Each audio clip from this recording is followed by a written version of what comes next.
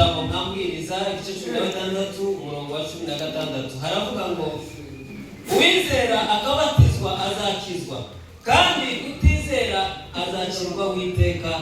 Imana itubabarire. Uwizera akabatizwa azakizwa ariko utizera azacirwa witeka. Imana itubabarire cyane. Ndimo amagambo yo kuvuga hejuru y'agakiza. Muri aya magambo kumugoroba nabwiye ngo harimo amagambo abiri: kwizera, kubatizwa no gukizwa, ariko byose bikisanga mu kintu kimwe, bitari bibiri. Kubera ko naritegereje sanga twisanze mu itorero abantu benshi, simvuga bose, abantu benshi twisanze mu itorero, ariko iyo witegereje ibyo tubamo, iyo witegereje uko tugenda, iyo witegereje ibyo tuvuga, iyo uteze amatwi abakristo mu muhanda, ibintu turi, ndatekereza ngo aya makuru hari iri jambo rishobora kurenga. Manshi Yohana amaze kumva ko Yesu akora ibitangaza mu mwana ari mu nzu y'imbohe, ariko atarimenyekanisha ko ari we Yesu. Usomye iki gitabo igice cya 11 kugeza ku murongo wa 14, hazavuga ngo Yohana yatumye abigishwa be ngo nibaje kubaza ngo nimba ari ngo mugende ngo mumbarize gusa ni wewe. No warasubiza ngo mugende mumubwire ibyo, mugende mumubwire ibyo. Arababwira ngo impumyi zirareba, ibimuga ibipfa amatwi. Ijambo ry'Imana ribereye tubuho. Haleluya. Agakiza k'Imana kaje katujemo kugira ngo kadukure ku ngoyi y'umwanzi yari yaratugeje. Nacyo cyatuza. Bibiliya yavuze ngo niwizera ukabatizwa uzakizwa, ariko ngo nutizera uzarimbuka. Kwizera ni ukugira gute? Kwizera nta kindi gisobanuro gihambaye kintu cyo Bibiliya yatanze. Izivuga ngo ni ukumenya rwose ibyiringirwa udashidikanya. Kandi ibyo ngo ni kuko uza kuduhamiriza kuko icyo tutareba. Iyo niyo definition iri simple kandi yumvikana. Ariko mu yindi mvugo nahawe kugira ngo mubashe kumva kwizera icyo ari cyo. Kwizera mu guhishurira Imana. Imana utunze urayizi, Imana yawe urayumva, Imana yawe woyibwira undi, ufite Imana wosobanurira abandi. Niba udafite Imana wosobanurira abandi, turakizera nubwo uzumwa meza, nubwo bakwimitse muri amazi menshi. Wahuriye nawe. Bibiliya yavuze ngo niwizera ukabatizwa uzakizwa, ariko ngo utizera uzakizwa. Iri jambo zobwiriza kugeza umunsi wa nyuma nimutwemerera tukabisezera. Imana ishimwe. Amen. Mwami Yesu ngwino usure ndagute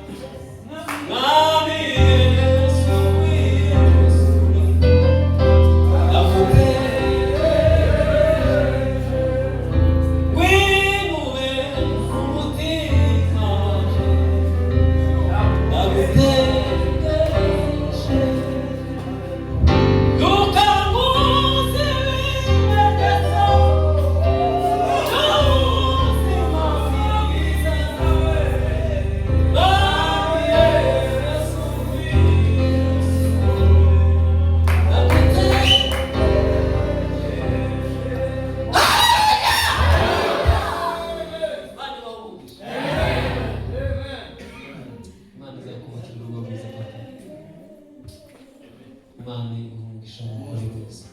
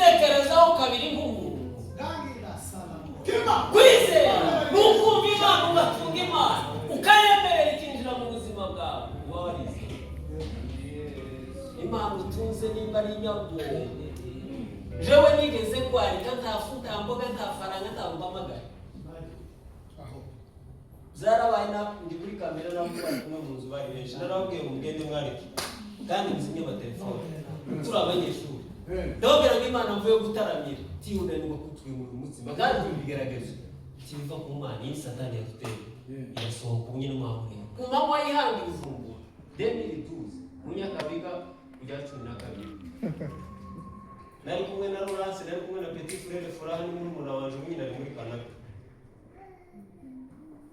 Umuntu arize bagera mu nzu ngo nize muherekeze ndabwira toya sanze turi mu biganiro umuntu utabanga tugira vuga kuko nje nari kumona ko yitse igisubizo ariko ukabona ni imisohokana baragira ngo nagiye gutaka hari igihe usenga Imana kwizera kwawe kukugira ngo uramucishe inzira mu bana muza mwihagararaho.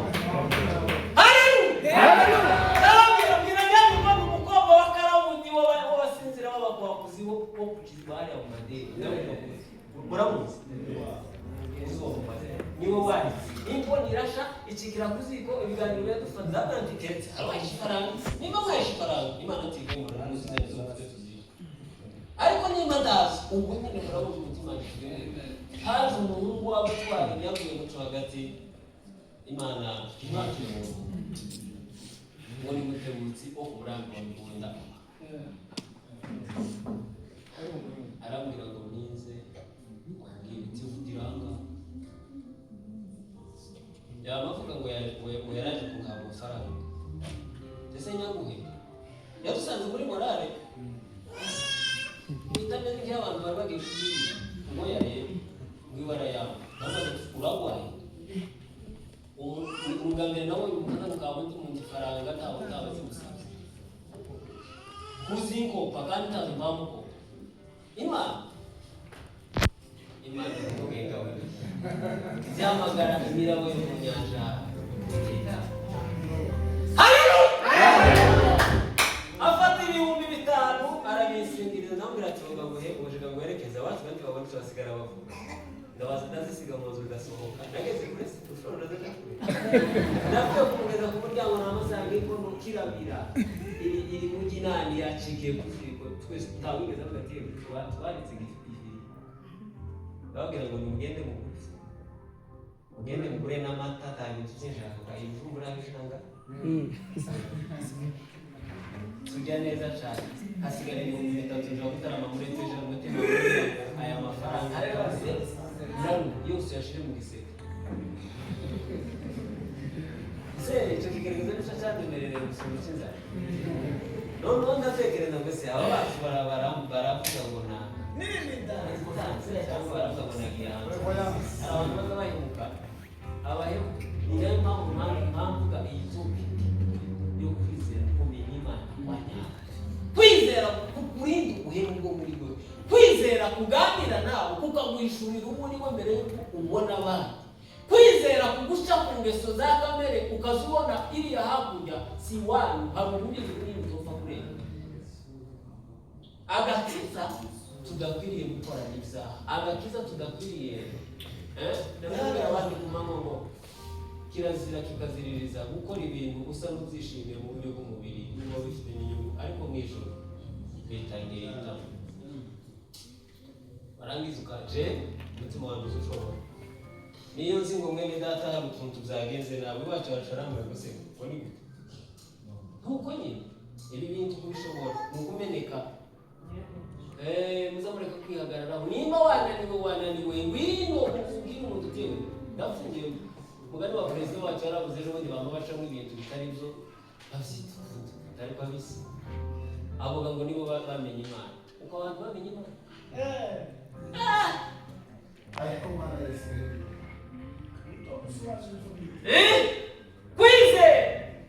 kwizera ni ubuzima bw'Imana buza bukinjira muri wewe ukaza uvuga nk'Imana ukaza ugenda uko Imana ishaka ugakora ibyo Imana ishaka. Aburahamu ngo bari nkuru y'Abakaludaya Imana ngibwira Setera ngo natahe aje mu gihugu cy'isezerano bageze Harani Isarahamu ariko Aburahamu ngo arakomeza. Imana isa amaze gupfa ngo irazira kugira ngo Aburahamu we Bwana sifiwe. Amen. Va iwa usiga umuryango wawe mu bisoma mu Itangiriro ibice 12. Viwani usiga umuryango wawe uje mu gihugu uzakwe arazende. Kandi Imana ngo yitegereze umutima wa Aburahamu ko yabashije kubyumva no kubiha agaciro no kuzemera no kubikora. Iramubwira ngo nzaguhindura ubwoko bukomeye. Aburahamu nzaguha umugisha izina ryawe nzoryogeza mu mahanga. Iyo umuntu yamenye Imana neza arogera ko babishaka batabishaka.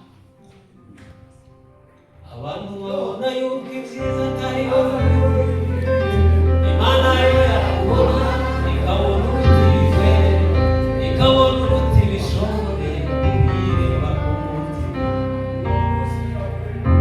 ikakwemeza. Haleluya!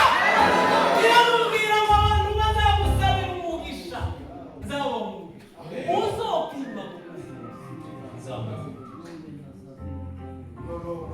gukizwa ni ukwimuka. Nta yindi forumire ndende. Gukizwa ni ukwimuka. Nta bindi bintu birebire. Gukizwa ni ukuva iwanyu ukaja iwabo w'Imana. Abantu benshi baragaganze baraganira barimura bajana ibitego. Iyo umuntu yimuye azajana ibitego azajana n'imikubuzo ibintu byose ukawusafite n'ibitorosho. Iyo umuntu yimuye akavuna akajari Imana tubabarira. Amen.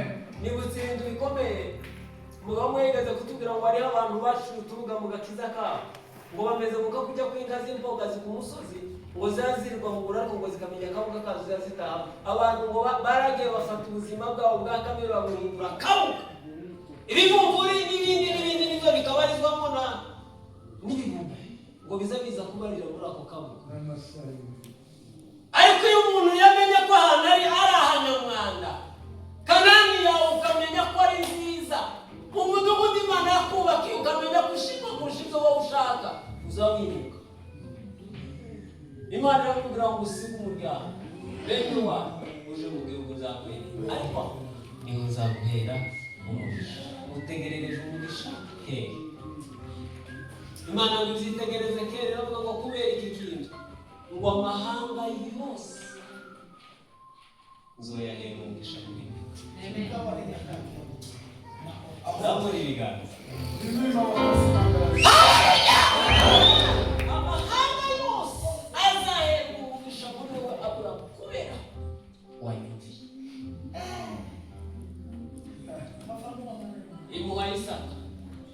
Isaka abyara Esawu na Yakobo. Yakobo ni ukomokaho imiryango 12 ya Isiraheli.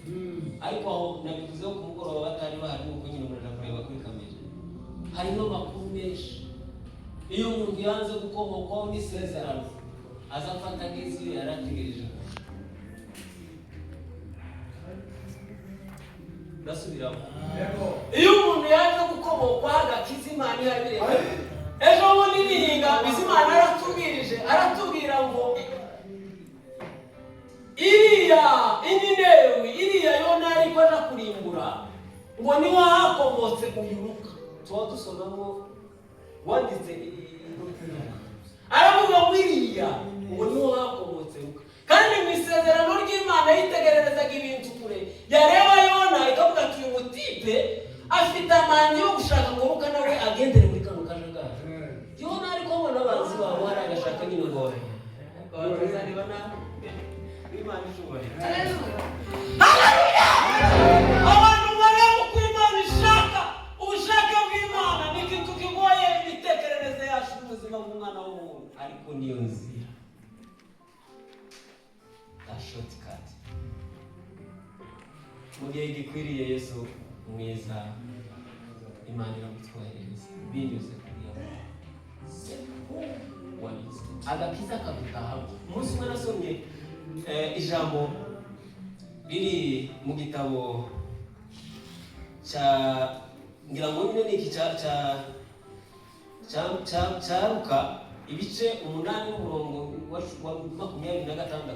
Hazavuga amakuru wanasifiwe. Dashoje. Ngaho ngiye gutinda. Hazavuga amakuru ngo Yesu n'abigishwa ngo bari i Galilaya. Ngo abwira abigishwa ati dusuke dufate hano hakurya mu gihugu cy'Abagadaleni. No abigishwa ngo bafata ubwato ariko ngo basuka bano ngo bajabutse mu gihugu cy'Abagadaleni aho hantu Abayuda ngo cyari kiziririza kugira ngo babashe gutunga ingurube. Cyari kiziririje mu mihango y'Abayuda. Cyari kizira ko Abayuda batunga ingurube. Noneho bazitunga fraudulezima bakaja kuzitunga mu buryo butazwi kugira ngo kandi bakazitungira mu banyamahanga. Ingurube zabo muzi igisobanuro cy'ingurube mu buryo bw'umwuka. Igisobanuro cy'ingurube mu buryo bw'umwuka ni umuntu wese uzigiza muntu. Kandi iyo bavuga kurya mu buryo bw'umwuka mwari mwabona umuntu wacu mu mwuka harya dodo. Mu buryo bw'umwuka iyo turya ibiryo bimeze nk'iby'ingurube mu rubanda hose dusanga muri kare basanga ko baragambana nawe ugatera mwaka umeze nk'ingurube. Biteye isoni n'isesemi byose ingurube iza yahagira. Uzosoma agatabo kamwe bamutu karabisobanura. Ariko ngo wajabuze ngo bahura n'umuntu utewe n'abageni. Niko Bibiliya yambwiye. Barasitwesa. Bahura n'umuntu utewe n'abageni. Ngiye kubabwira iki agaciro agakiza twahawe gafite. Bahuye n'umuntu utewe n'abadayimoni. Warataka cyane aravuga ngo ntunyice ungirire imbabazi. Ahubwo umfate ushire mu kuruhande rw'ibi. Hari n'ingurube z'Abayuda bari baraje kororera. Ureke ejo mukana. Yesu yari afite autorité yo gutegeka. Yamene. Genda muri zirango. Zose muzibwira ku bashuri. Zija mu nyanja zirarimbuka umuntu arakira. Umuganda w'ingurube 300. Reka mbabwire kandi ikintu nimwumva valere y'ikintu cakera kuri none muza mubikayikira muri pourcentage. Amakuru yenda sense ko hari igihe umuntu atanga isenti imwe akaruta umuntu watanze $1000. Hari igihe umuntu atanga igiceri cya $10 imbere y'Imana bikagira agaciro kubera uburyo yabikoze. Imbere y'Imana ituro ryawe rikazamuka kandi abatanze nabo menshi kandi akagira agaciro kangana n'uburyo nabo batanze kubera ko ari byo bisigarije. Ubaze umubare cyangwa se agaciro k'umugana w'ingurube 300 icyo gihe kuri none ni nk'amagorofa. Ni ukuvuga ngo yahombeje abayuda, kandi abari baziragiye bari baraho babonye uko byagenze. Ariko agaciro k'umuntu barasifesa, agaciro k'umuntu mutewe n'abadayimoni. Umwe gusa agahwanya n'umugana w'ingurube magana. Uruwa agaciro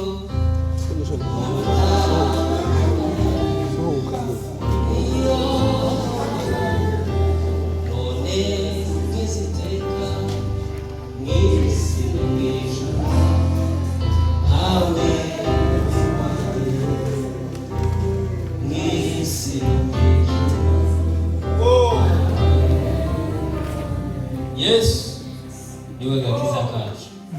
Yesu niwe kwizera kwavuye mu ijuru Imana yahaye abantu kugira ngo abashe kudukiza, abashe kuturengera, abashe no kutwubaka, yubakirwe muri twe, ashimirwe muri twe, kandi uwo murimo waravuye ku Mana. Ngiye kubabwira kano kantu ndashoje.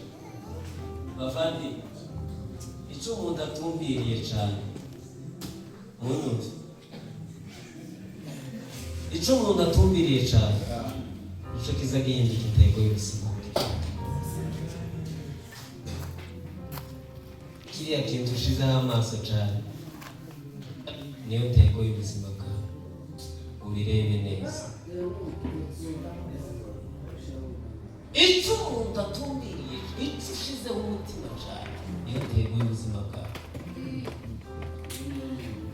Nari kumwira abantu mu mugoroba ngo aka gakiza twakiriye kameze nk'ak'abafarisayo, usanga umuntu yarakijijwe arabesha, usanga umuntu arakirijwe akagira ishari, bageze aho batekereza ko ibintu bimeze uku n'uku n'uku kubera impamvu y'integeke abakristo barimo baramanifesta. Aka gakiza katarimo imbabazi niko kavuye. Buriya iyo umuntu abesha yuzuye urukundo n'imbabazi n'ubuntu bw'Imana, rya jambo riza rihinduka mu kiraro. Ndabisubiramo, biri muri Bibiliya, narabibonye. Yesu baramubwiye ngo ese araje mu isabato bene wabo bene nyina, ariko ngo bashatse kumucokora ndetse ngo bashatse no kugira ngo babashe gukumira imigambi yiwe, arababwira ngo ataje bamara batangaye. Yesu ni umunyakinyoma, ariko we intego yiwe kwari ukuja gukiza abantu. Intego y'aba bene se kwari ukugira ngo babone aho bahera babarikaze umuhanda bawufunge, abantu bagure. Haleluya, abantu be kubohoka. Ijambo ryose wovuga ry'ukuri ritarimo imbabazi, ritarimo urukundo, ni ugukirana. Cyo bituma ubwenge bukeneye. Agakiza wahawe nimba katarimo imbabazi n'urukundo n'urukundo. Pawulo yandikiye Timoteyo, nabivuze ku mugoroba, aramubwira ngo ubuntu ngo n'amahoro, ubisome mu gice cya mbere, ngo biva ku Mana ngo bigwire.